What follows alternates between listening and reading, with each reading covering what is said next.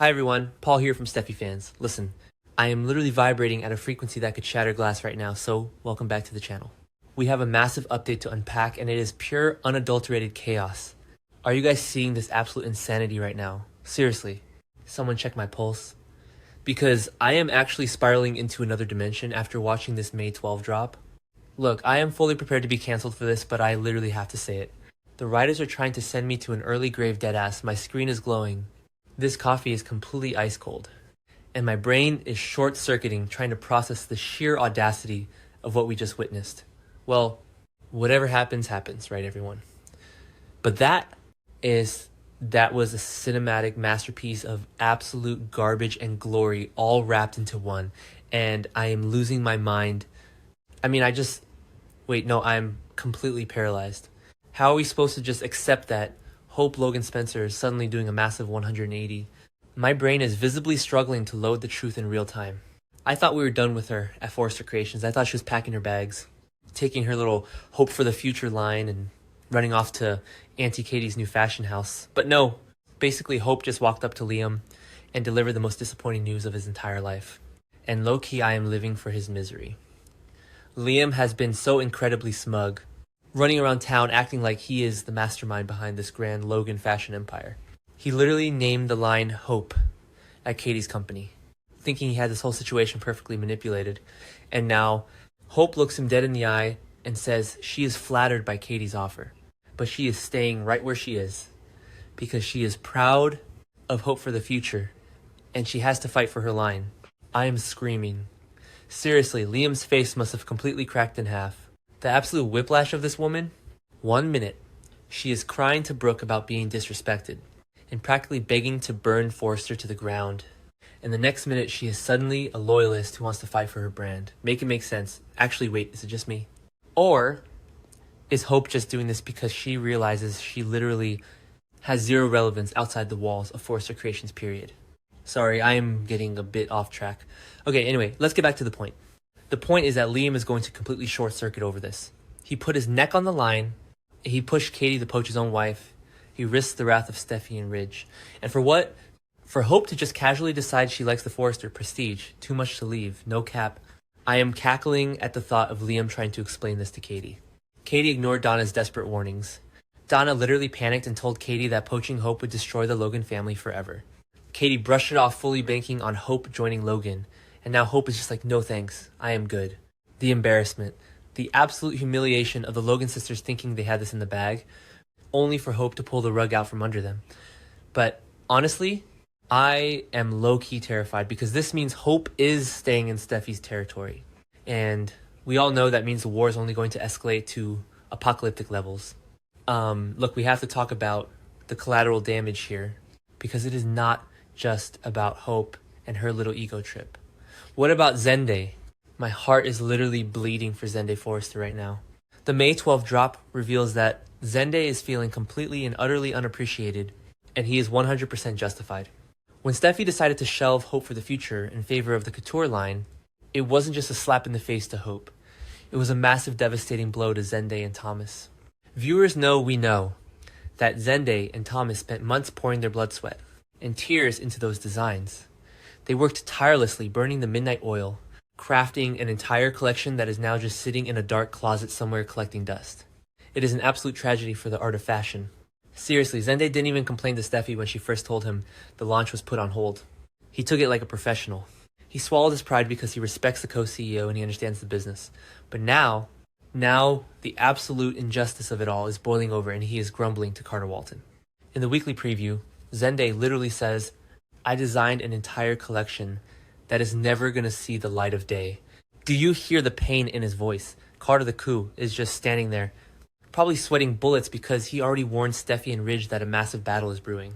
Zende is a Forrester, he is a brilliant designer, and his work is being sacrificed on the altar of this ridiculous Hope versus Steffy feud. Deadass. If Forrester Creations loses Zende because they are too busy dealing with Hope's tantrums, I am going to absolutely riot in the streets. Anyway, let's pivot to the absolute most unhinged part of this entire drop. Someone hold me back because I am about to throw my monitor out the window. Brooke, Logan, Forrester. The absolute unmitigated gall of this woman Friday's episode ended with Brooke making a pitch to Ridge. And we all knew it was going to be bad, but I did not think it would be this bad. Hope got into Brooke's head, telling her she deserves respect, and Brooke actually took that as a green light to try and usurp Steffi. Brooke literally tried to convince Ridge that she should be running the fashion house with him as co-CEO. Not his daughter.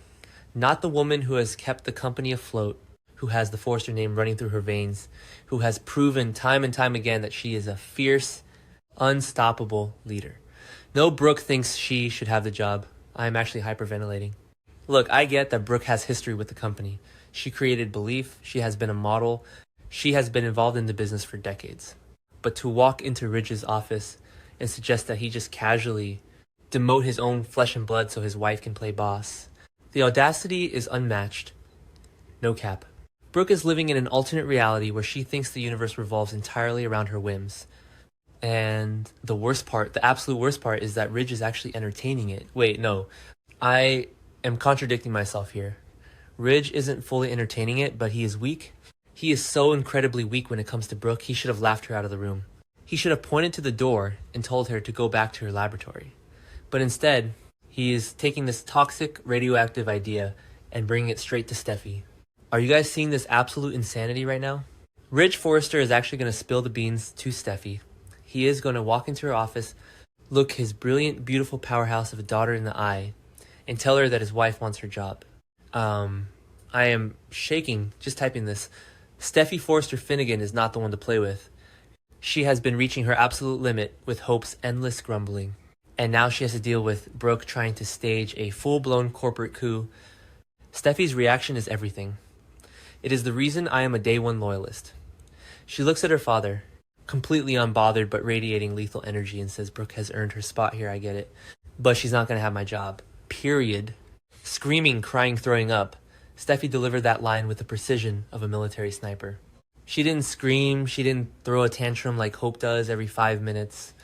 She just laid down the absolute undeniable law of the land. She's not going to have my job. Put it on a t-shirt, put it on a billboard. Steffi is the co-CEO and she's not going anywhere. But then we get to the part that literally makes my blood boil. Ridge and his usual pathetic head tilt. You all know the head tilt. The tilt he does when he is completely torn between the two sides of his family and has absolutely zero backbone to stand up for what is right. Seriously, Ridge won't look happy. He does the head tilt.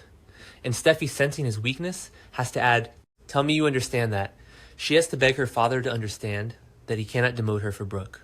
What kind of father does that? I am fully spiraling. Would Ridge really be willing to throw his daughter under the bus for Brooke? I want to say no. I want to say that Ridge loves Steffi too much, that he respects her business acumen too much. But this is Ridge Forrester we are talking about. The man thinks with his ego and his eternal, exhausting attachment to Brooke Logan.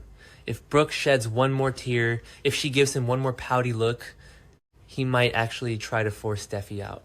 And if he does that, I swear to you, the Forrester family will be fractured beyond repair. Look, let's unpack the deep psychology of this for a second, because my brain is just firing on all cylinders and I cannot stop typing. Hope decides to stay and fight for Hope for the future. Why? Because she knows that if Brooke becomes co-CEO, Hope will essentially run the company by proxy. It is a master plan. Hope realizes that going to Logan means starting from scratch with Katie and Liam breathing down her neck, micromanaging her every move. But if she stays at Forrester and Brooke takes Steffi's job, Hope gets her line back, she gets all the funding she wants, and she gets to rub it in Steffi's face every single day. It is diabolical, low-key. I have to respect the sheer manipulation of it all, even though I absolutely despise it. Hope is playing chess, while Liam is sitting in the corner playing checkers. And poor Zende is just collateral damage in this massive Game of Thrones. Zende and Thomas are the true artists here. They are the ones actually creating the fashion that keeps Forrester Creations relevant in the modern era. But does anyone care? No, Carter cares, because Carter is the only one with a functioning brain left in that entire building. Carter warned Ridge and Steffi that a battle was brewing, and he was completely right. But the battle isn't just with the Logans across town. The battle is coming from inside the house. Brooke is the Trojan horse. She has been sitting there waiting for the perfect moment to strike, and Hope handed her the sword. Wait, is it just me? Or did Steffi actually show a monumental amount of grace when she said Brooke earned her spot? Because honestly, I wouldn't have given Brooke even that much credit. Steffi is trying to be diplomatic. She is trying to be the bigger person and acknowledge history. but you cannot be diplomatic with the Logan. They will take your grace and use it to slit your throat in the boardroom. Steffi needs to go on the offensive immediately. She needs to lock down those shares. She needs to rally Thomas and Zende. And she needs to remind Ridge exactly who holds the power in that company. If Ridge wants to play the head tilt game, Steffi needs to tilt him right out the door and run the company herself. Basically, I am literally losing my voice just thinking about this.